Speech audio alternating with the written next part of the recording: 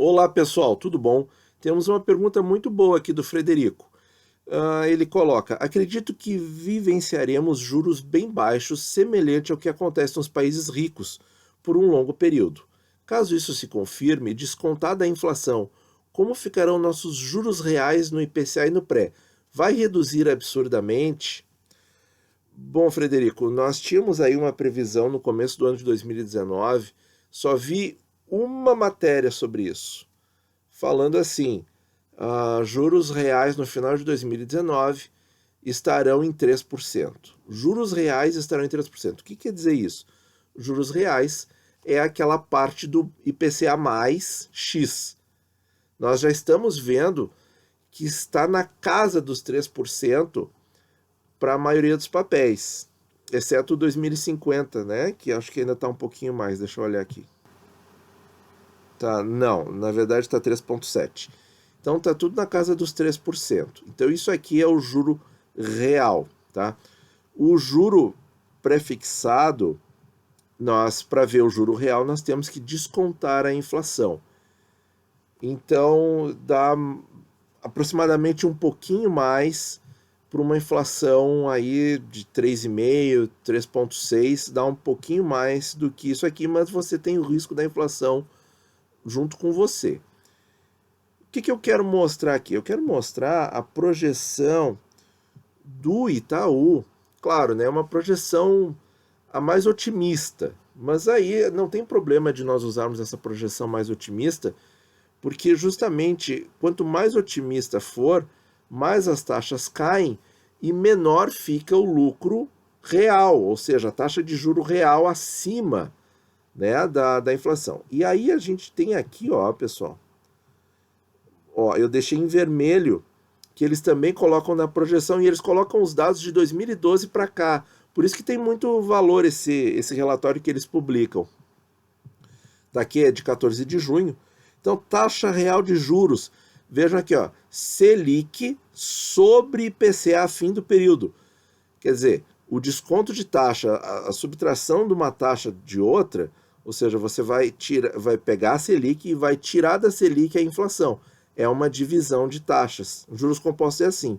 Quando a gente soma a taxa, a gente multiplica.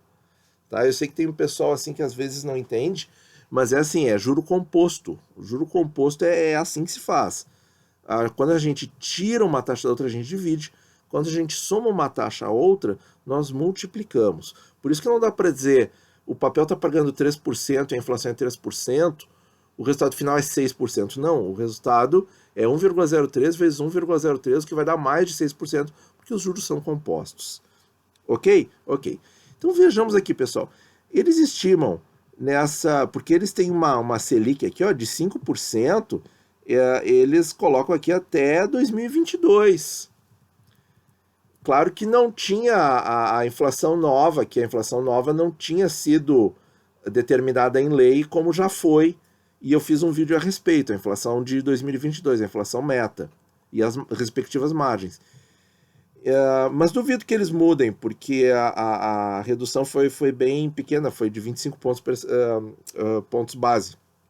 Muito bem. Então eles estão estimando aqui 5% por um período aí de 4 anos, sendo que metade de 2019 já passou. Nós ainda estamos com 6,5%. O que quer dizer? Olha, vejam aqui, ó, a taxa de juros real está num patamar que nós já vimos em 2012. Tá? Então, esse dado aqui é que eu achei muito feliz de ser mantido na tabela, porque a gente pode ver que lá em 2012, quando o Brasil tinha o selo de bom pagador, quando o Brasil fazia superávit primário atrás de superávit primário, quando estava tudo bem, uma pena que o Brasil perdeu tudo isso depois de 2012, né? O que a gente vê? A gente vê que essa taxa já aconteceu em juro real. Então pode voltar a acontecer, sem dúvida nenhuma, de 2019 para frente, se o Congresso fizer o que tem que ser feito. E acredito que a crise de confiança se resolva e as coisas, a roda volte a girar na economia.